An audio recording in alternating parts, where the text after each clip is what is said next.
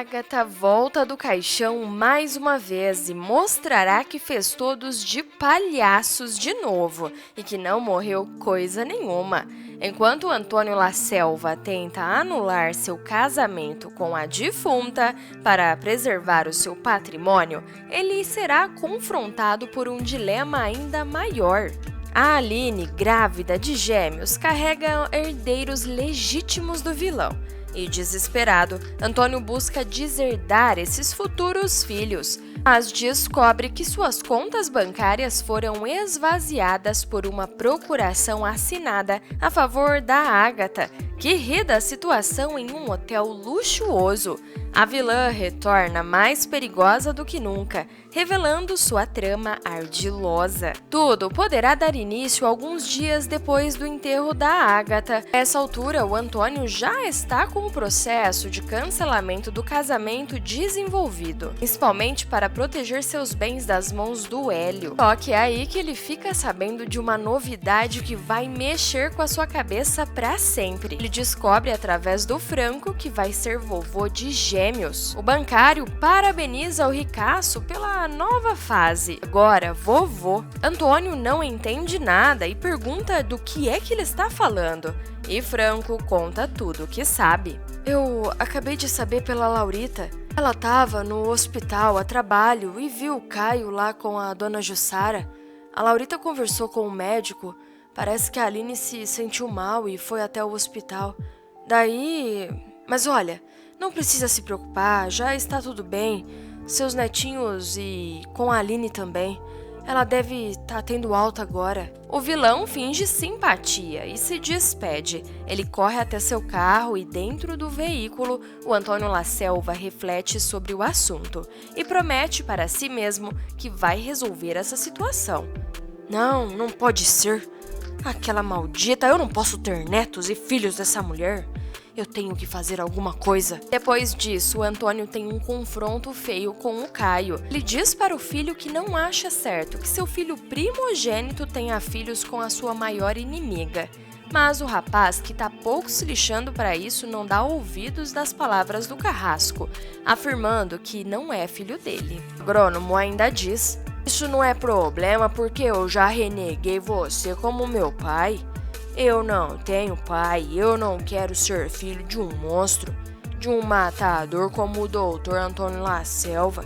Eu cuspo no chão onde você passar e é isso que eu faço." Revoltado, Antônio dá um tapa na cara do Caio. O vilão pesa tanto na mão que o rapaz chega a cair no chão. O noivo da Aline se levanta com ódio, ele até cogita partir para cima do pai, mas acabará desistindo da briga, afirmando que por ele não vale a pena sujar as mãos.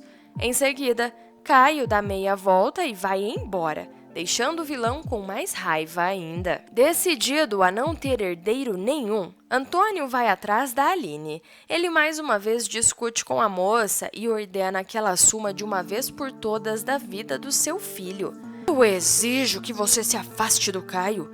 E se pensa que esses bebês serão meus herdeiros, pode tirar seu cavalinho da chuva. Eu renego esses netos, renego. De mim, eles não tirarão um centavo sequer, nem eles e nem você."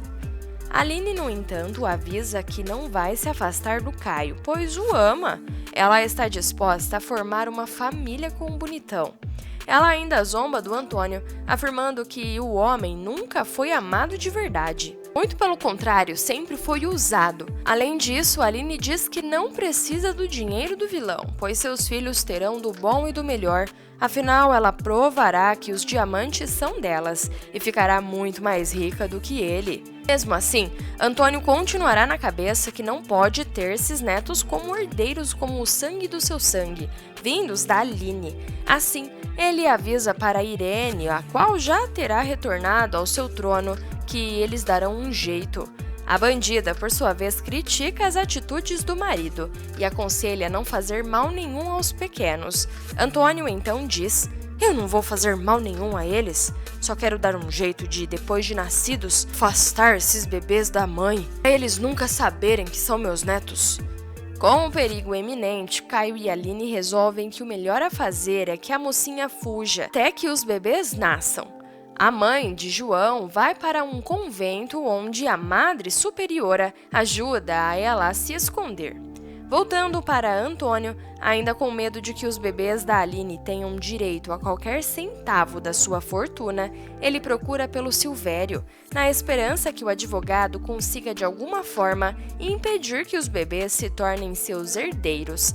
Entretanto, Silvério avisa que não há o que fazer. Os filhos da produtora rural terão direito a tudo. Bufando de ódio, Antônio fica pensando no que fazer e resolve que vai pegar a maior parte de sua fortuna e colocar num paraíso fiscal. Dessa forma, Aline não conseguirá abocanhar nada. Entretanto, é ao chegar no banco que Antônio recebe uma notícia que faz o seu mundo estremecer. Franco o avisa: Doutor Antônio, eu tô checando aqui suas contas e tem algo muito estranho. O Todo-Poderoso pergunta: Como assim? Algo estranho, Franco? Me fala logo o que está acontecendo. O gerente responde: Suas contas, elas estão zeradas. Não tem um centavo sequer. Até mesmo os investimentos estão todos zerados. Nesse momento, Antônio arregala os olhos e avisa: Mas como assim zerado? Não é possível. Eu sou Antônio La Selva. Sou o homem mais rico dessa região. Como podem minhas contas bancárias estarem zeradas? Franco responde: Eu também gostaria de saber, mas aqui no banco o senhor não tem nada. Absolutamente nada, doutor Antônio. A princípio, o vilão acredita que o gerente está tentando lhe passar a perna e chama o Silvério imediatamente. O advogado, então, faz uma ligação para o dono do banco, o qual explica o que aconteceu. Em outra filial, alguém teria raspado as contas do Antônio e o Todo-Poderoso urra de ódio, afirmando que nada disso é possível, já que ninguém tem acesso ao seu dinheiro, a não ser o próprio Silvério, para ajudá-lo nos trâmites legais. Mesmo assim, o advogado não pode fazer retiradas tão grandes. Nesse momento, o dono do banco envia para o Franco a cópia de uma procuração, a mesma que o Antônio assinou enquanto estava sob domínio da Ágata. Ele afirma que aquilo não tem valor, pois a mulher já está morta. Entretanto, o dono do banco afirma que possui valor sim e que o dinheiro foi sacado tudo conforme manda a lei. Furioso, Antônio avisa que vai processar o banco, além de descobrir com quem é que está o seu dinheiro. Para isso, ele contará com a ajuda do Silvério, mas, para a surpresa do Antônio, ele levará mais um tombo. Afinal, o Silvério constata que toda a fortuna que ele mantinha em um paraíso fiscal também se foi. O advogado também vê nisso a oportunidade perfeita para deixar de trabalhar para o Antônio, afirmando que não pode prestar mais serviços sem receber. O vilão ainda sofre ao descobrir que suas fazendas e sua casa não estão mais em seu nome, que precisará ser despejado.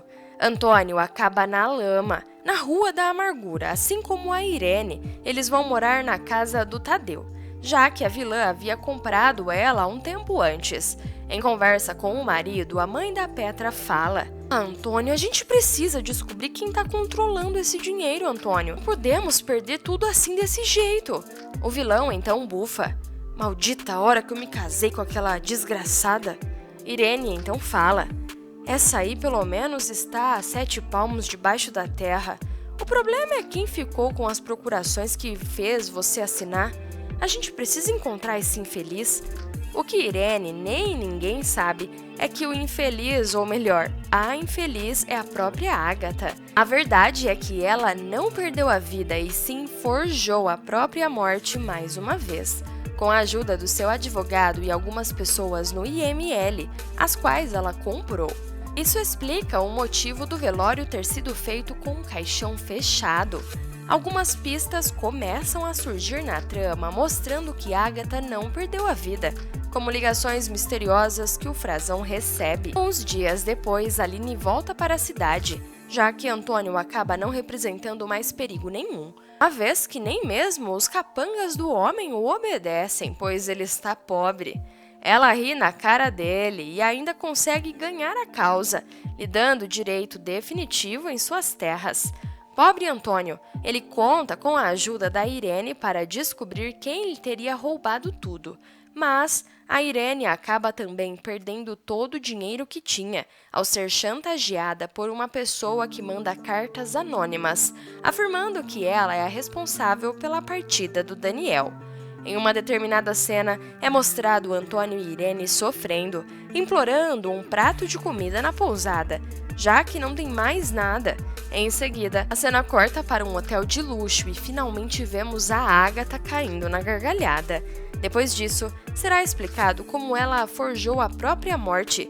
A vilã então fala para o Frazão: "Estou me divertindo tanto sabendo que a Irene e o Antônio estão sem nada. Mas eu vou me divertir mais ainda ao ver essa cena pessoalmente.